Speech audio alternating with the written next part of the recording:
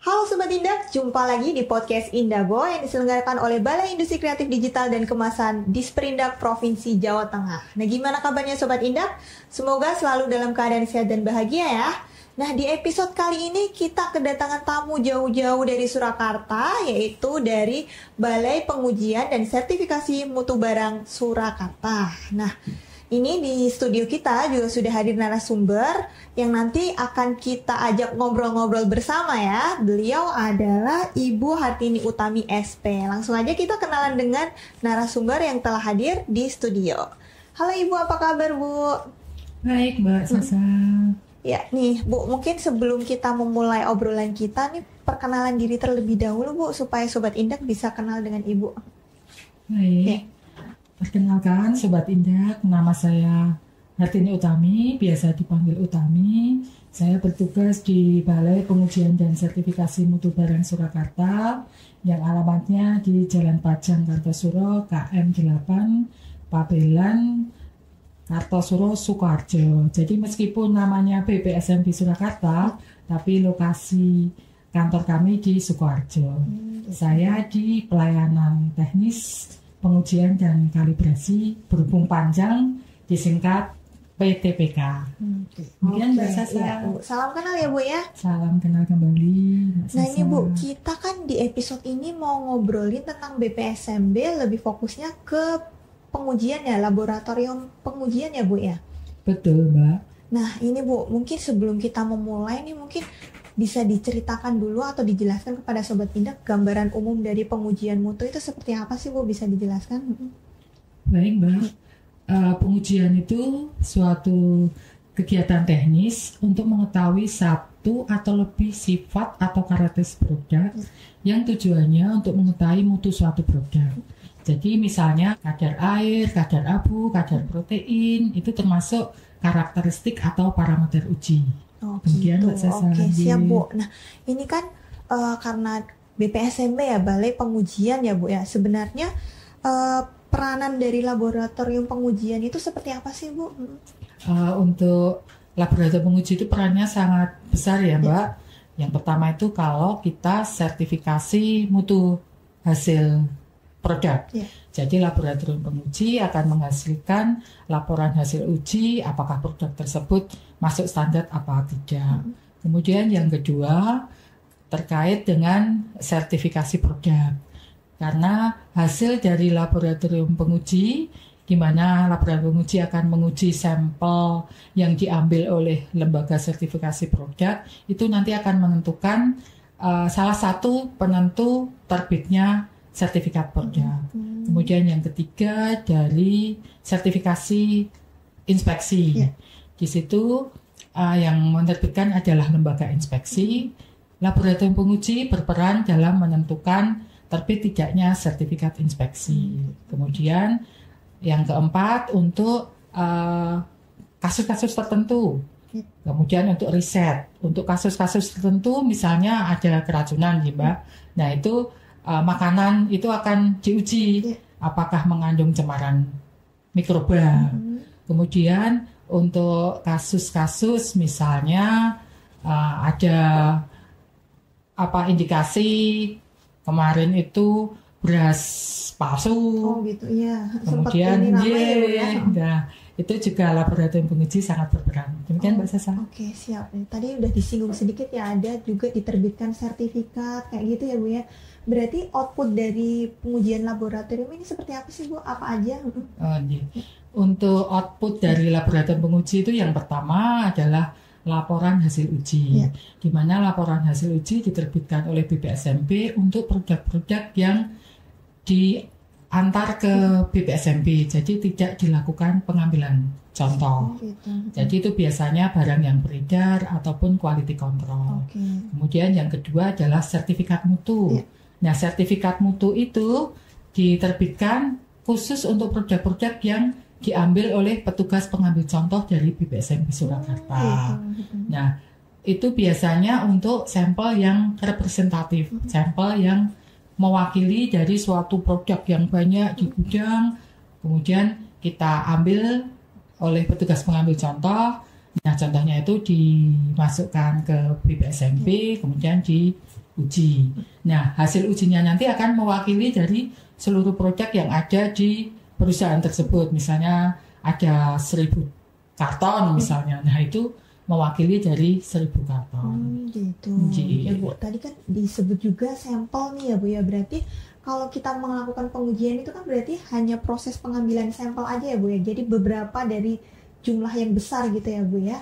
Nah, itu tuh sebenarnya pentingnya proses pengambilan sampel itu seperti apa sih Bu, dan prosedurnya itu? Ya. Baik. Jadi di BPSMB itu ada 2 jenis ya Mbak. Satu, ada perusahaan yang sukarela mengantar ke BPSMB untuk mengetahui mutu dari produknya. Kemudian yang kedua, kita menerima pengajuan permohonan sampel. Jadi misalnya untuk bantuan sosial, misalnya pupuk, kemudian beras, itu instansi pemerintah akan mengajukan permohonan. Dan petugas pengambil contoh itu harus terregistrasi. Jadi tidak semua penguji mutu barang di BPSMB Surakarta bisa, tapi harus terregistrasi dan harus pelatihan dulu, kemudian harus uji kompetensi, dan kemudian baru terbit nomor registrasi. Nah, dalam melakukan pengambilan contoh itu, petugas pengambil contoh akan mengacu ke SNI pengambilan contoh, baik padat, semi padat, ataupun cairan. Nah, bisa dikatakan petugas pengambil contoh itu ujung tombak dari laboratorium penguji.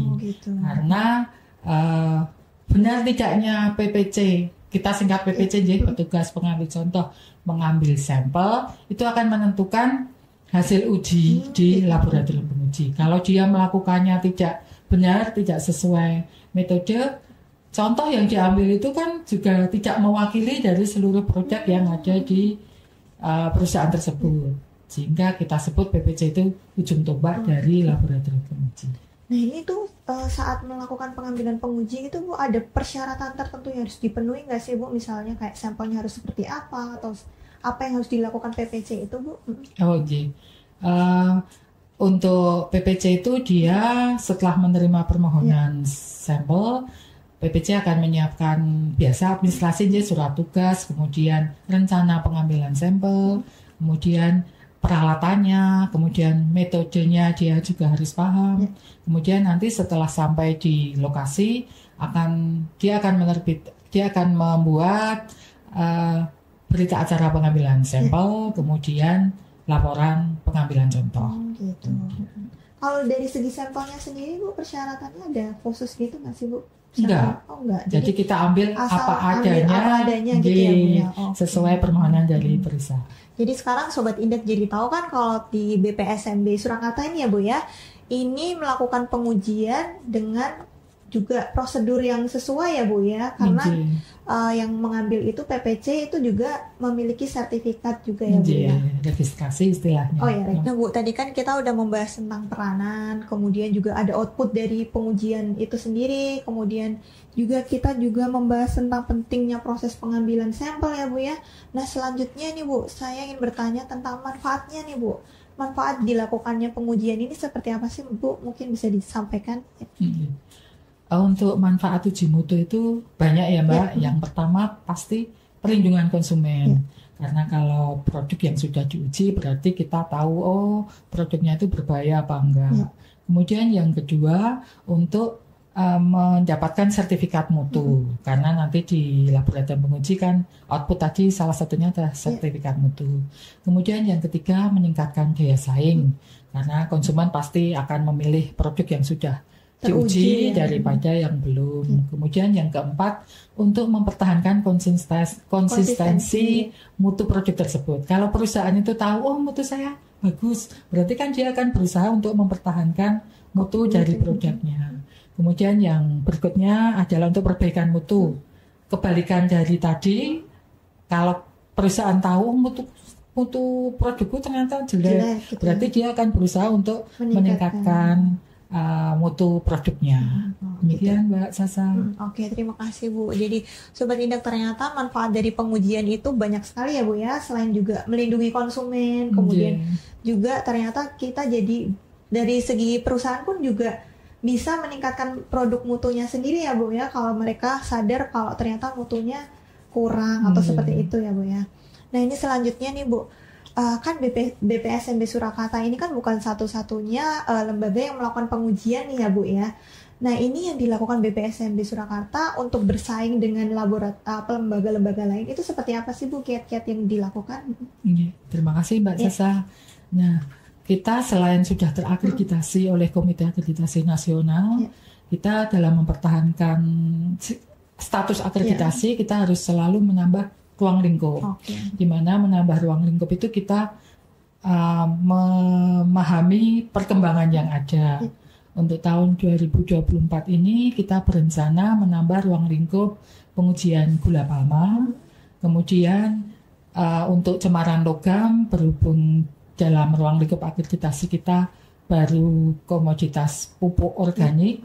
Nanti semua cemaran logam yang ada di komoditas yang masuk ruang lingkup akan kami ajukan untuk penambahan ruang lingkup akreditasi. Kemudian yang ketiga, kita berusaha untuk bekerja sama, misalnya dengan Kementan. Dulu kita mengajukan permohonan, jadi kita tidak nunggu kita ditunjuk, tapi kita memang harus berusaha untuk mengajukan permohonan ke Kementan, di mana kita waktu itu kepala balai langsung ke Kementan. Pada waktu itu kebetulan saya yang mendampingi, jadi dari bandara langsung ke Kementan. Waktu itu sudah jam pulang, udah Bu Tami nunggu di sini, saya tak ke atas untuk menemui untuk menyampaikan surat permohonan. Ternyata puji Tuhan berhasil. Kita ditunjuk sebagai laboratorium penguji pupuk organik oleh Kementan sampai sekarang, dan kita harus melaporkan. Jadi penunjukan Kementan itu untuk perusahaan pupuk yang mengajukan izin edar ke Kementan harus diuji di BPSMB Surakarta, dan kita harus mengupload hasil uji itu di sistem aplikasi milik Kementan, namanya Simapan. Jadi di situ satu-satu kita masukkan hasil ujinya itu. Jadi memang harus hati-hati. Dan pernah tahun yang lalu kita dihubungi BPK, dia mengecek apakah sertifikat yang kita terbitkan itu sama dengan yang diupload oleh perusahaan. Jadi ada perusahaan yang tapi bukan di Jawa Tengah. Nah, dengar-dengar itu ada yang diterbitkan laboratorium pengujinya itu bukan yang diupload, bukan yang dari laboratorium penguji yang ditunjuk Kementan.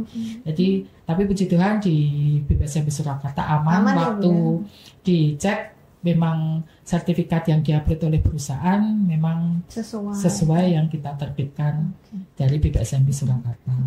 Kemudian setelah Kementan kita Bapekti, kita juga ditunjuk sebagai LPK Sistem Resi Gudang. Di sini kita terbaru itu tembakau untuk tahun 2023 kita ditunjuk karena di Temanggung akan didirikan Sistem Resi Gudang Temanggung untuk tembakau. Kemudian di Brebes kita juga ditunjuk sebagai LPK untuk bawang merah. Kemudian kalau beras gabah jagung itu memang sejak tahun 2008-an kita ditunjuk sebagai laboratorium penguji untuk sistem resi gudang beras gabah jagung. Siap. Kemudian yang terakhir Mbak, masih ada lagi ini yang juga terbaru. Kita ditunjuk oleh Kementerian Perindustrian untuk laboratorium penguji air mineral dan air mineral.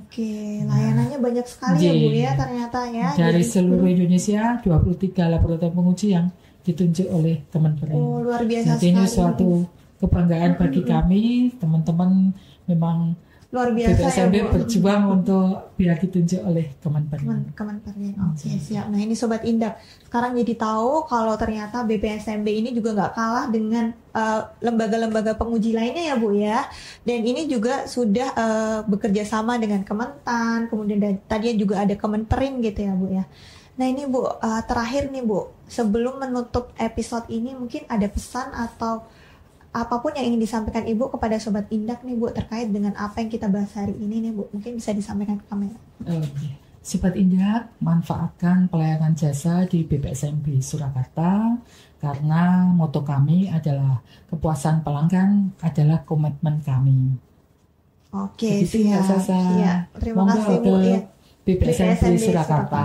Ya, jadi Sobat Indah itu tadi ya pesan dari Bu Utami ya bahwa ayo manfaatkan layanan di BPSMB karena Kepuasan pelanggan adalah komitmen kami. Dan juga ternyata BPSMB juga nggak kalah dengan ini ya Bu ya, lembaga lainnya prestasinya luar biasa sekali. Ya Bu, saya rasa sudah cukup episode kita pada hari ini. Mungkin terima kasih atas waktunya juga buat Sobat Indah. Terima kasih juga sudah menonton sampai akhir episode ini. Jangan lupa buat like, subscribe, dan komen. Dan juga aktifin lonceng Indago Jateng supaya bisa tahu update dan info-info menarik lainnya. Sekian, sampai jumpa.